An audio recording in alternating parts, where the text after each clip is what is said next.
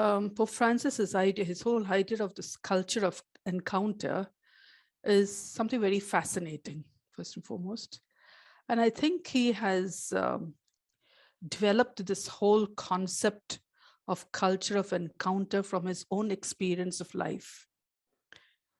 And for me personally, I feel Pope Francis, he talks the walk and walks the talk. When I say he talks the walk, is because he is a grassroots man. He was a grassroots man. He continues to be so, even though he's the head of the church. He was in touch with life realities as the Archbishop in Argentina. He knows what it is like to be with people. And now in his teachings, in his various documents, in his homilies, etc., you can see that he literally talks that walk. And now today, you find that he continues to walk that talk when he communicates with people, when he encounters people, no matter who or where. And that is what he tries to bring across to us through his writings, through his teachings. And for me personally, what I find is, especially in Fratelli Tutti, because this whole concept of culture of encounter is taken from this idea of Fratelli Tutti, from Fratelli Tutti. No doubt he has been developing it even in the earlier documents. You see it in Laudato Si as well, when he talks about the culture of encounter with the whole cosmos, with the environment, with ecology. And now specifically he talks about this culture of encounter with human beings. It's something so beautiful. So it's so, it encompasses everything, the human cosmic world, you know. And there's a purpose behind it. He has some agenda behind it. In fact, in this particular idea or concept of culture of encounter, we find that the subject of this culture is people, not abstract ideas that are disconnected with people's life realities. And for him, encounter becomes a culture. I like this. Becomes a culture. He says encounter becomes a culture. That's even the heading, the subheading of one of the chapters of Fratelli Tutti. And when he talks about becomes a culture, he talks about it being a style of life. I like this as well. A style of life, a way of life, and not through some professional resources, but by being passionate. And passionate about what? About meeting others. It's so beautiful. Seeking points of contact with one another, with human beings. Building bridges. And planning projects that includes everyone, that is projects that are inclusive. So basically it is meeting, seeking points of contact, and building bridges. That is the crux of the culture of encounter that he speaks about. And to go further, what I like about him, what is also very striking is, we've got to recognize, he says this in Fratelli Tutti number 218, recognize or acknowledge other people's right to be themselves, to be different. We're not expected to be the same. He does not speak about uniformity, not at all, but diversity. So recognize that people have a right to be themselves and to be different. And this makes possible the creation of a social covenant. This is something that he speaks about here. Social covenant, and later on he even speaks about a cultural covenant. And covenant usually takes place between two parties, two people or two groups of people. So both are involved. It is not just one-sided. So this cultural covenant that he speaks about is inclusive and realistic, and respects and acknowledges the different worldviews, cultures, and lifestyles that coexist in society.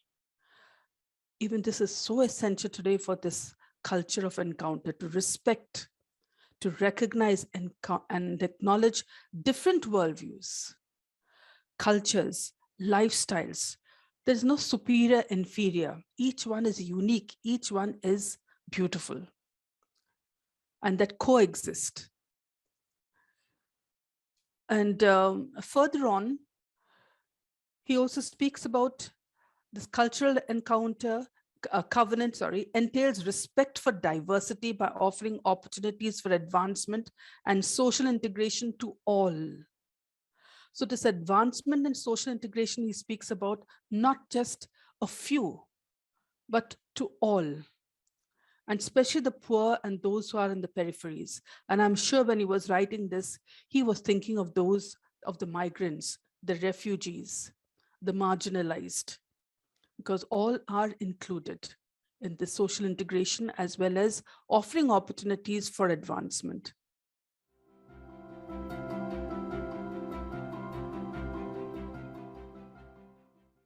When I was reflecting on this particular question, the first thought that came to me was, who am I? And I realized that I have multiple identities. And having multiple identities puts a kind of a responsibility in me of how I communicate with others, of how I come across to others and how others come across to me, which is again the underlying factor of this culture of encounter that we're speaking about. And going through my own life, I feel that roughly I'm a member of almost 6 communities. That's a diversity, okay? First and foremost, I'm a woman. And being a woman, especially an Indian woman, a woman in India, it makes a difference about how I communicate, what is that, how do I encounter people and how people encounter with me, especially as a woman. And I have ample examples of it, but I'm not going to narrate them here, okay? So one thing is that being a woman, then I'm an Indian. I have many experiences of what it is to be an Indian, especially in my encounters with other nationalities. For instance, within Asia. Being an Indian within Asia is quite different when I have encounters as an Indian with people from other continents. And I have been practically in every continent of the world. So I've had opportunities of mingling, of communicating, of encountering people. And I have unique experiences of being an Indian and encountering people of different nationalities. And within India, if you know a little bit about India, you know, we are so diverse. It's a country of, it's a subcontinent of diversity. And we have varied cultures, varied traditions, so many religions, etc. And I come from a very small state on the western side of India, and that is Goa. It's a coastal state, well known for tourism. So as a Goan, and if anybody asks me, you know, it's very interesting when anybody asks me, from where are you? If I say, even if Indians, no, and I know what they're implying, and I say I'm from India, that we know you're from India, but from which part of India? So they want to know from which state, okay? So again, it makes a difference. And I've experienced this as well, both within India of coming from Goa, that coastal place, the coastal state, and even as a Goan, when I'm out of India, I've also experienced that, what it is to encounter people, Indians coming from other states. So that's another diversity. Then because we have, you know, varied cultures, language, food, customs, traditions, it varies from place to place. Then I'm a Catholic, and which means my encounter with people of other religions, whether they're Hindus, Muslims, Sikhs, Buddhists, and even people of no religion, it makes a difference. And finally, not finally, of course, I'm a religious nun.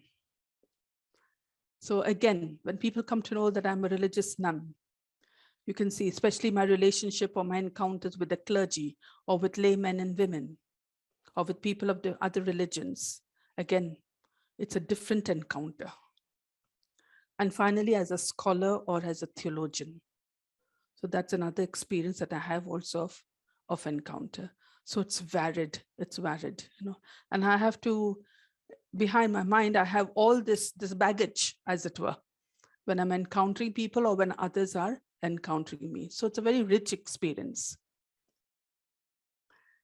Now, encountering people from diverse backgrounds right from my childhood, whether it is a neighborhood, school, college, parish, when I'm traveling, when I'm reading, when I was doing my research, I found it was a very enriching and learning experience for me personally.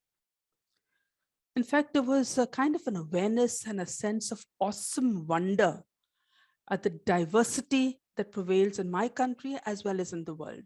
This culture of encounter, I feel, is the need of the hour, which will not take place overnight.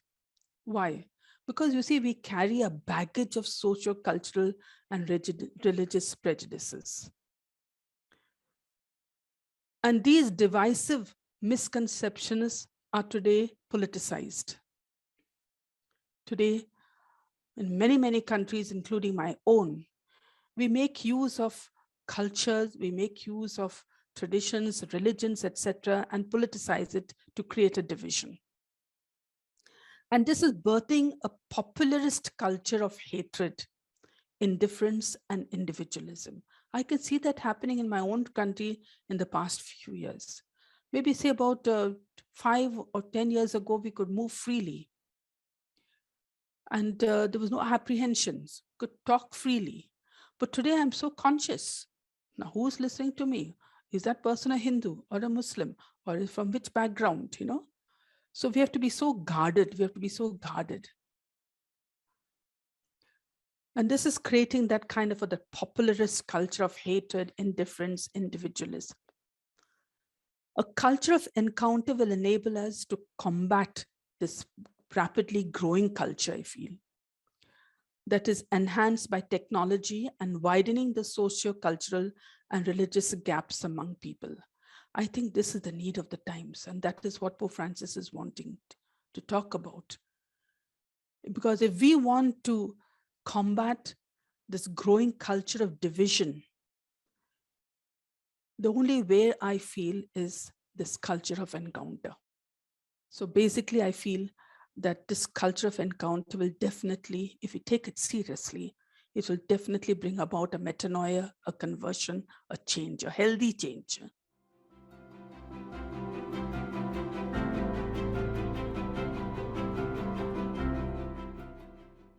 I happen to be in Switzerland and Geneva for some years, and we have a hostel over there for young girls who are either students or working.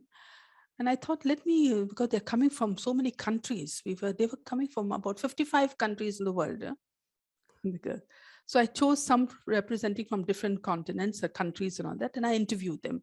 And I asked them very simple questions. The ones whom I interviewed were Asians, Africans, Latin Americans, Europeans, Americans, because we had all of them, okay? But there was one interview, a sharing of a young girl, which really touched me and which I never fail to narrate even when I give my lectures. It was a young Syrian girl from Syria. She was about 24 years. She was an Orthodox Christian, and she was pursuing her studies and working at the same time. An interview that she had with the US Embassy, because the company where she was working was sending her for some training. And that experience had really disturbed her a lot, because for 2 hours, they drilled her, literally drilled her. She was applying for a visa for almost 2 hours at the embassy, asking her all kinds of questions. And she knew why they were doing it, because she was from Syria. And that time it was the heat, the height of the war. And she felt that it was such a humiliating and painful experience for her. She was very hurt, very angry. After the interview, and she wanted to even tell them, say, I don't want your visa if you don't want to give it to me. There was a woman cleaner in the church. She heard her weeping. She was right at the back of the church. She went up to her. She didn't say anything to her. She just gave her a Bible and she made her read one psalm. She chose one psalm and read it. She said she took that Bible from her. She read the psalm, and that psalm, pacified her, calmed her. And she stopped crying for some time, for that time. She remained there for some time. There was nobody else in the church. And she resolved then not to react negatively to this experience, but to allow that experience to make, and not to allow that experience to make her bitter or feel discouraged or even lose hope. She shared this with me. She resolved instead to become a bridge builder of peace. These are her words, a bridge builder of peace. And she was so convinced about it. She was like an ambassador of peace since then. And I asked her whether she had any opportunities to do it. And she said she did, at her workplace, among her colleagues, and even at the university among her fellow student companions, especially when there were some strained relationship, and which led sometimes even to heated discussions. And she would just sense that something is happening, and she would try to calm them, And sometimes there was a lot of, the discussions led to some very uncomfortable situations. The same thing also with her colleagues in the workplace. So she says, whenever I can, and whenever, even when she's traveling, she tries to be this bridge builder of peace. I found that was really very, very inspiring for a young girl, coming from a young girl of barely 24 years. And that testimony of hers has influenced my life personally on how I can become a bridge builder of peace and an agent of creating this culture of encounter. I'm using that word culture of encounter now, but all this while I was using the word bridge builder of peace. And I use her testimony of becoming a bridge builder of peace even in my lectures, my talks to different audiences, and my writings, because it has impacted me so much.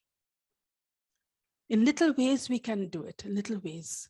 And these are stepping stones to create or to cultivate this culture of encounter. If a young girl, if one person can do it, and if there are many more, if it is passed on, you can see, you can envisage that the difference it will make to the world.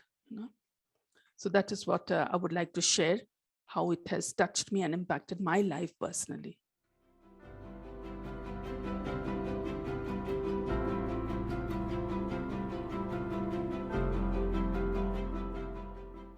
It is undoubtedly not most important for life, but what a poor world it would be without it.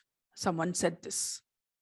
Without artistic production, what a poor world it would be. It's not absolutely necessary, but yet without it, it would be, we would be missing something. Unfortunately, the church in India, for instance, has somehow not seen the potential of artistic production, or has not made use adequately of artistic production, especially for evangelization. And this could be because by and large, in India, artists do not have adequate support, even from the government.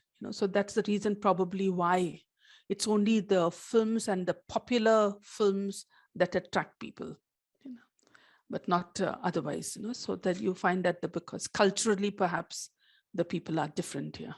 That's why. So that I would say about artistic production. Okay. With regard to the next one, that is interreligious and intercultural dialogue. As I mentioned earlier, the culture of encounter, I feel now I realize it even more, because all this while, all these years, I was engaged in interreligious dialogue, did a lot of writing on it. We had a lot of discussions on it, etc. We had even symposiums and seminars and conferences, all kinds of things. But I'm just wondering, how many have we impacted in our own country when there are so many, many religions? And our usual debate was, our usual discussions were, for example, there was a time when we said, okay, Jesus is the only savior of the world, And that would be, I would say today, when I look back, I would say that wouldn't be the starting point for interreligious dialogue. It will just put off people. In fact, this culture of encounter will bring people together. So for me personally, I feel that the culture of encounter should be the precedent to dialogue. Creating a social and cultural covenant among peoples is a necessary requirement or a platform for interreligious and intercultural dialogue to be effective and fruitful. First, we have to create that cultural covenant, that culture of encounter, if we want to enter into an interreligious or intercultural dialogue. And this can be done by meeting others, as we said earlier, seeking points of contact, listening, recognizing other people, the diversity, the uniqueness of different cultures, worldviews, traditions, etc., respecting it. And without this common platform, if a dialogue will be only a theoretical game of ideas and ideologies, with little or no concrete impact on the lives of people. Without this common platform of cultivating this culture of encounter, where we learn to recognize and appreciate the other, dialogue will just be a kind of a theoretical game, and something that is dealing with ideas and ideologies or doctrines, etc. And these kind of things will hardly have any impact on the lives of people if we really want to build bridges of harmony, peace, and inclusiveness for the common good of the human and cosmic world. And today I feel that should be our goal, to build bridges of harmony, of peace, of inclusiveness, because there are so many, many divisive factors operating today, world over. And all the more we've got to be agents of building bridges of peace and harmony and inclusiveness. This would also take care of what Pope Francis speaks about in Laudato Si, as well as in Fratelli Tutti. And the third point is about that mobilization around global issues. See, if we are living in a common home, that is our earth, we need to inculcate a greater sense of connectedness. A culture of encounter, not confrontation, if taken as a cultural covenant, will create the sense of connectedness. And this does not imply lack of diversity and difference. Rather, it will awaken a recognition, acknowledgement, and respect for the other. And I believe in this. Recognizing, acknowledging, and respecting the other, no matter who, no matter where. For diversity and difference, and will lead to a healthy grasp of the global reality. See, unless we recognize, acknowledge, and respect the other, respect diversity and difference, only then we can have this healthy understanding of the global reality. Otherwise, divisive factors, divisive boundaries, etc., will only widen. And today we are in a very critical situation. The world we are living in is in a very, very critical situation. Very volatile. The paradox of technological connectivity and the risk of individual and collective competitive advancement that is often exclusivist is we forget the importance and sacredness of our common home. Their sense of human commonality and the need for human connectedness and communion to address global issues. We need one another. We cannot resolve problems. We cannot build bridges single-handedly. We need one another. We need that interdependency and interconnectedness. And I think young people like you, for instance, you're very open to it in my encounter with you. with the young. They're very open to it. And we have to pave the way for that, to be, rather than creating divisions and, or advancing the same type of prejudices that we have held on to. I feel the younger generation today, if given the opportunity, they're very, very open to it. And we have to capitalize on that. We have to build on that, And that's the responsibility of the church and the responsibility of the society as well, of families as well. And I'm very hopeful. I'm very hopeful. If we move in this direction that Pope Francis is giving us, I think it'll make a difference to our world today. And especially with this culture, I'm so fascinated and captivated with it that every time I keep talking, even with my community sisters, about this culture of encounter, they must be thinking whether I'm gone off my mind. But it's something that has gripped me. That has gripped me, and I feel that it is something that is we've got to really work on in order to move ahead. And it's also having an influence on my writings and on my theological reflections also.